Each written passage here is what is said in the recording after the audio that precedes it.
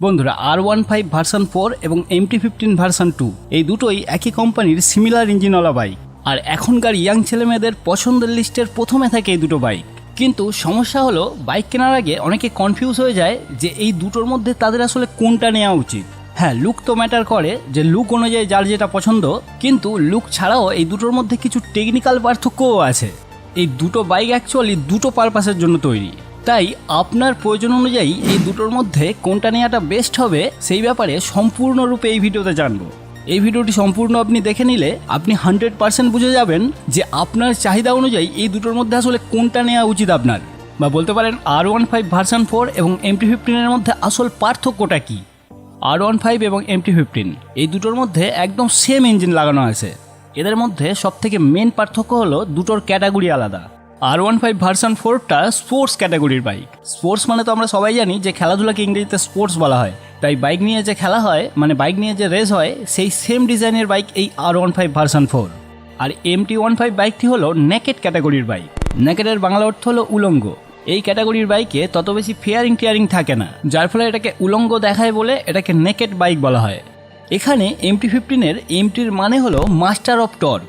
এই শব্দটা ভালোভাবে মনে রাখবেন, আমি পরে গিয়ে বলছি MT15-কে মাস্টার অফ টর্ক কেন বলা হয়। তার আগে দেখে নেওয়া যাক এই দুটো বাইকের মধ্যে ইঞ্জিন স্পেসিফিকেশানে কী কী পার্থক্য আছে। R15 ভার্সন 4-এর ম্যাক্সিমাম পাওয়ার হলো 18.4 PS 10,000 RPM-এ।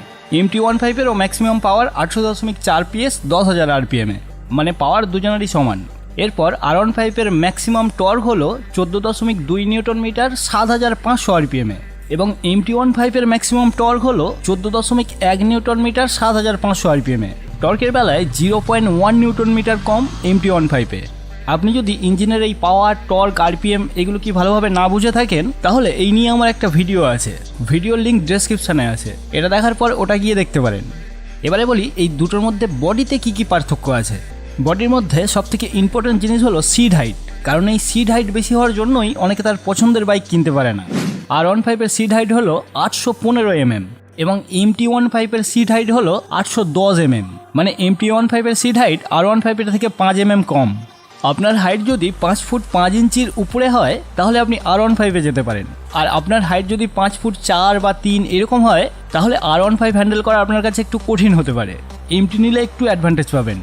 এছাড়া R15-এর ওজন হলো 142 কেজি এবং MT15-এর ওজন হলো 139 কেজি, 3 কেজি হালকা MT15 R15-এর থেকে, তাই এখানেও কম হাইটের লোকেরা একটু অ্যাডভান্টেজ পাবেন।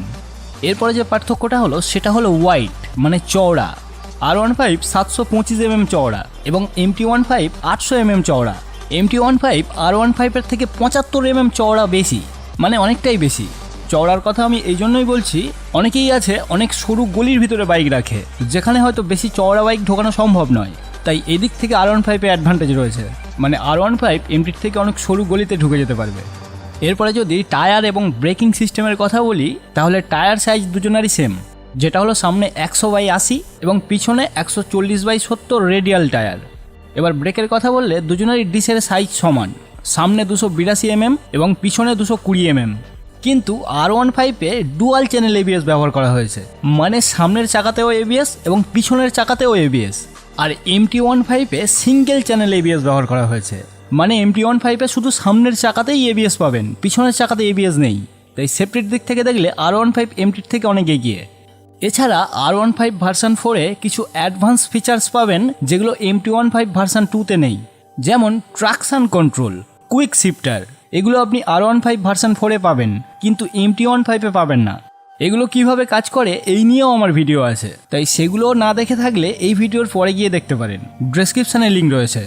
এবারে আসি মেন পয়েন্টে, মানে আসলে এই দুটো বাইক কোনটা কোন পারপাসের জন্য তৈরি। আগেই বললাম R15 একটা স্পোর্টস ক্যাটাগরির বাইক।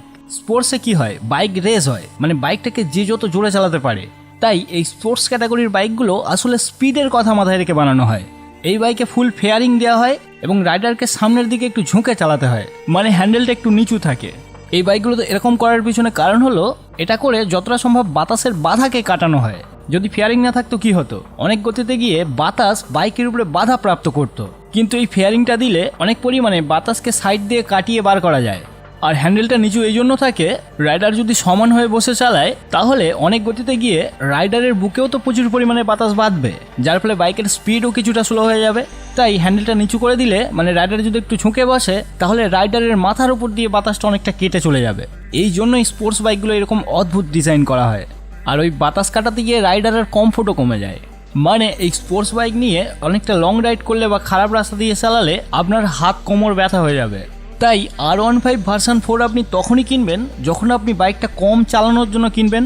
মানে ধরুন আপনি শখে একটু আধটু বাইক চালান এবং একটু স্পিডে চালাতে পছন্দ করেন। কারণ R15 এবং MT-15 একই ইঞ্জিনের একই পাওয়ারফুল বাইক হলেও R15 এর এই ফেয়ারিং এবং হ্যান্ডেল বারটা নিচু হওয়ার জন্য R15 এর টপ স্পিড MT-15 এর থেকে অনেকটাই বেশি। এবারে যদি MT-15 এর কথা বলি তাহলে MT-15 বাইকটা আসলে স্টান্ট করার বাইক। আপনি যদি বাইকের স্পিড না পছন্দ করে বাইকে একটু আধটু স্টান্ট করতে পছন্দ করেন তাহলে MT-15 আপনার জন্য বেস্ট বাইক। স্টান্ট করার জন্য বাইকের টপ স্পিড বেশি লাগে না, স্টান্ট করার জন্য বাইকের টর্ক বেশি লাগে। এখন আপনি হয়তো বলবেন যে R15 এর থেকে MT-15 এ 0.1 নিউটন মিটার টর্ক কম, তাহলে কিভাবে এটা স্টান্ট বাইক হয়? দেখুন, সমস্ত ঘূর্ণীয়মান বস্তুর একটা টর্ক হয়। মানে কোনো ঘূর্ণীয়মান বস্তু কতটা শক্তি নিয়ে ঘুরছে সেটাকেই টর্ক বলা হয়।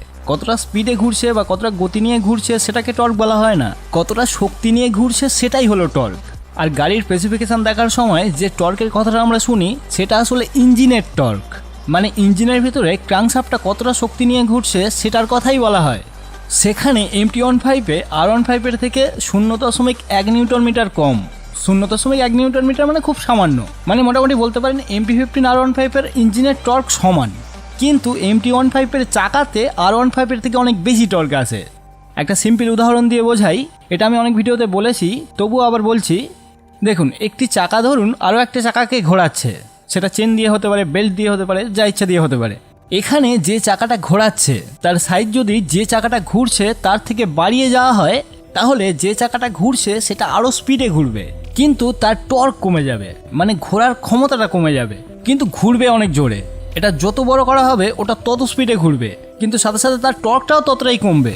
আর এর ঠিক উল্টোটা, এটাকে যত ছোট করা হবে ওটা তত আস্তে ঘুরবে, কিন্তু সাথে সাথে তার টর্কটাও বেশি হয়ে যাবে, মানে ঘোরার ক্ষমতাটা বেশি হয়ে যাবে।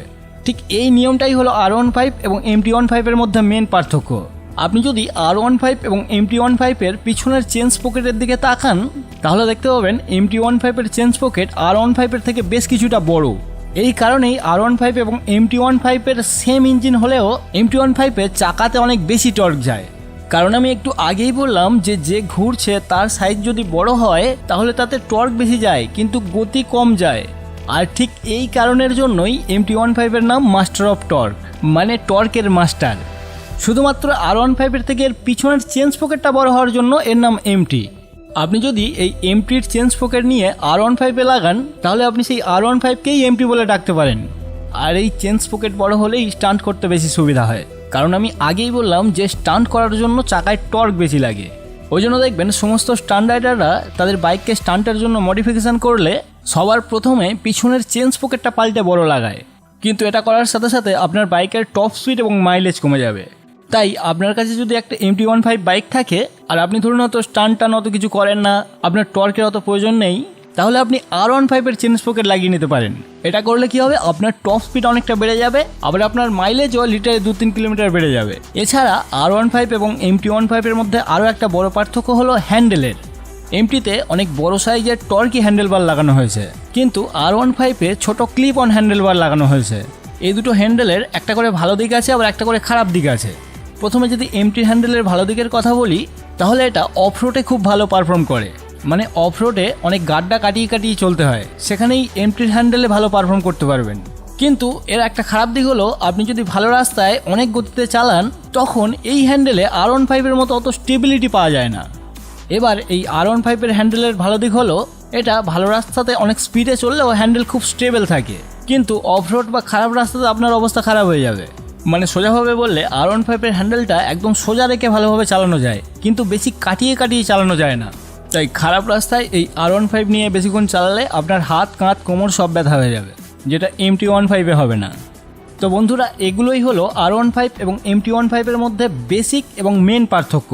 আমি যতটা সম্ভব সব পয়েন্টগুলোকে কভার করার চেষ্টা করেছি। এর মধ্যেও যদি কোনো কিছু মিস করে ফেলি তাহলে আপনি সেটা কমেন্ট করে জানাতে পারেন। তো বন্ধুরা, আজকে এই পর্যন্ত, দেখা হচ্ছে পরের ভিডিওতে।